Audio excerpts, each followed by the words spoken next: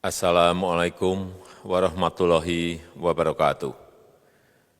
Bapak, Ibu, saudara-saudara sebangsa setanah air, pagi tadi saya telah memimpin rapat terbatas secara virtual tentang Undang-Undang Cipta Kerja bersama jajaran pemerintah dan para gubernur. Dalam undang-undang tersebut terdapat 11 klaster yang secara umum bertujuan untuk melakukan reformasi struktural dan mempercepat transformasi ekonomi. Adapun klaster tersebut adalah urusan penyederhanaan perizinan, urusan persyaratan investasi, urusan ketenagakerjaan, urusan pengadaan lahan, urusan kemudahan berusaha, urusan dukungan riset dan inovasi, urusan administrasi pemerintahan, urusan pengenaan sanksi, urusan kemudahan pemberdayaan dan perlindungan UMKM, urusan investasi dan proyek pemerintah, serta urusan kawasan ekonomi. Dalam rapat terbatas tersebut, saya tegaskan mengapa kita membutuhkan Undang-Undang Cipta Kerja.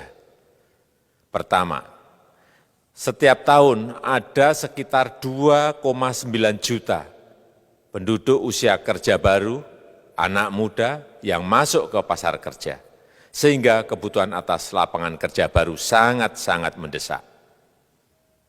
Apalagi di tengah pandemi, terdapat kurang lebih 6,9 juta pengangguran dan 3,5 juta pekerja terdampak pandemi COVID-19. Dan sebanyak 87% dari total penduduk bekerja memiliki tingkat pendidikan setingkat SMA ke bawah, di mana 39% berpendidikan sekolah dasar. Sehingga perlu mendorong penciptaan lapangan kerja baru, khususnya di sektor padat karya. Jadi, Undang-Undang Cipta Kerja bertujuan untuk menyediakan lapangan kerja sebanyak-banyaknya bagi para pencari kerja serta para pengangguran. Kedua, dengan Undang-Undang Cipta Kerja akan memudahkan masyarakat, khususnya usaha mikro kecil, untuk membuka usaha baru. Regulasi yang tumpang tindih dan prosedur yang rumit dipangkas. Perizinan usaha untuk usaha mikro kecil (UMK) tidak diperlukan lagi, hanya pendaftaran saja. Sangat simpel.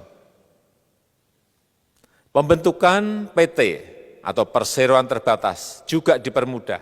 Tidak ada lagi pembatasan modal minimum. Pembentukan koperasi juga dipermudah. Jumlahnya hanya 9 orang saja. Koperasi sudah bisa dibentuk.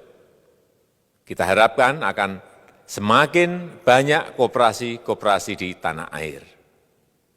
UMK, usaha mikro kecil yang bergerak di sektor makanan dan minuman. Sertifikasi halalnya dibiayai pemerintah, artinya gratis. Izin kapal nelayan penangkap ikan misalnya, hanya ke unit kerja Kementerian KKP saja. Kalau sebelumnya harus mengajukan ke Kementerian KKP, Kementerian Perhubungan, dan instansi-instansi yang lain. Sekarang ini cukup dari unit di Kementerian KKP saja. Ketiga, Undang-Undang Cipta Kerja ini akan mendukung upaya pencegahan dan pemberantasan korupsi. Ini jelas karena dengan menyederhanakan, dengan memotong, dengan mengintegrasikan ke dalam sistem perizinan secara elektronik, maka pungutan liar, pungli dapat dihilangkan. Namun, saya melihat adanya unjuk rasa penolakan Undang-Undang Cipta Kerja yang pada dasarnya dilatar belakangi oleh disinformasi mengenai substansi dari undang-undang ini dan hoax di media sosial. Saya ambil contoh, ada informasi yang menyebut tentang penghapusan UMP, upah minimum provinsi, UMK, upah minimum kota kabupaten, UMSP, upah minimum sektoral provinsi. Hal ini tidak benar, karena faktanya upah minimum regional, UMR, tetap ada. Ada juga yang menyebutkan bahwa upah minimum dihitung per jam.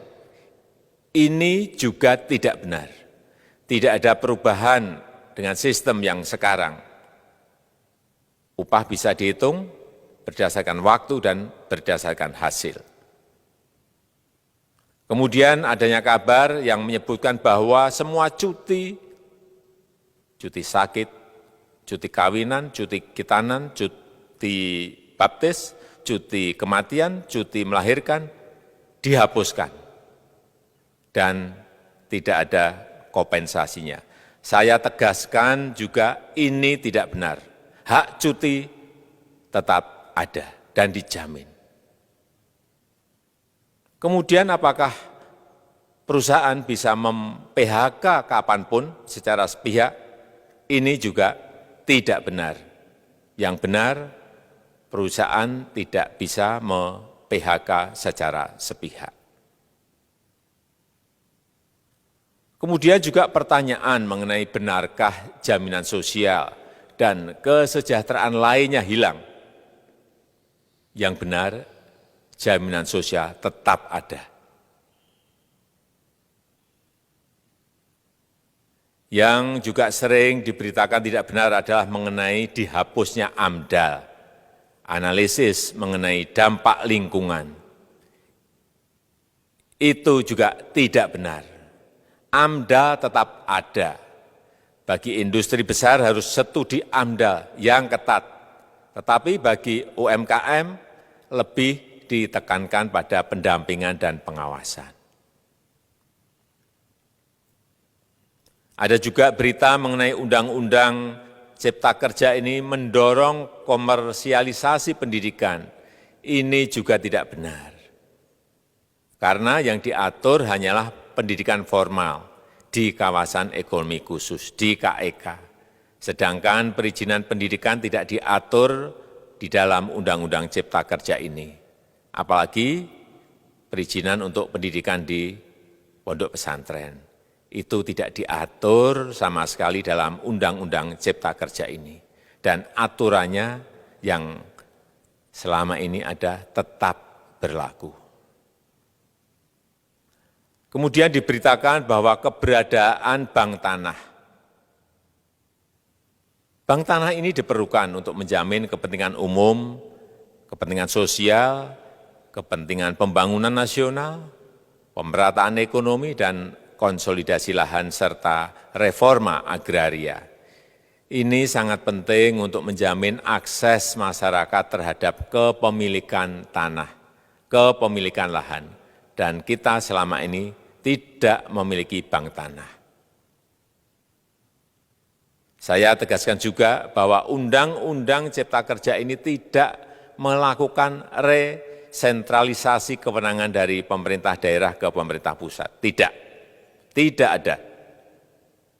Perizinan berusaha dan pengawasannya tetap dilakukan oleh pemerintah daerah sesuai dengan NSPK, norma, standar, prosedur, dan kriteria yang ditetapkan pemerintah pusat. Ini agar dapat tercipta standar pelayanan yang baik di seluruh daerah. Dan penetapan NSPK ini dapat nanti akan diatur di dalam PP atau peraturan pemerintah. Selain itu, kewenangan perizinan untuk non-perizinan berusaha tetap ada di Pemda, sehingga tidak ada perubahan.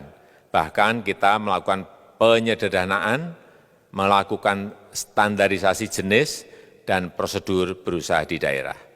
Dan perizinan berusaha di daerah diberikan batas waktu. Ini yang penting di sini. Jadi ada service level of agreement. Permohonan perizinan dianggap disetujui bila batas waktu telah terlewati. Saya perlu tegaskan pula bahwa Undang-Undang Cipta Kerja ini memerlukan banyak sekali peraturan pemerintah atau PP dan peraturan presiden atau Perpres. Jadi setelah ini akan muncul PP dan Perpres yang akan kita selesaikan paling lambat 3 bulan setelah diundangkan. Kita pemerintah membuka dan mengundang masukan-masukan dari masyarakat dan masih terbuka usulan-usulan dan masukan dari daerah-daerah. Pemerintah berkeyakinan melalui Undang-Undang Cipta Kerja ini jutaan pekerja dapat memperbaiki kehidupannya dan juga penghidupan bagi keluarga mereka. Dan kalau masih ada, jika masih ada ketidakpuasan terhadap Undang-Undang Cipta Kerja ini, silahkan mengajukan uji materi atau judicial review melalui MK, Mahkamah Konstitusi. Sistem ketatanegaraan kita memang mengatakan seperti itu. Jadi, kalau masih ada yang tidak puas dan menolak, silahkan diajukan uji materi ke MK. Saya rasa itu yang bisa saya sampaikan pada kesempatan yang baik ini. Terima kasih. Wassalamualaikum warahmatullahi wabarakatuh.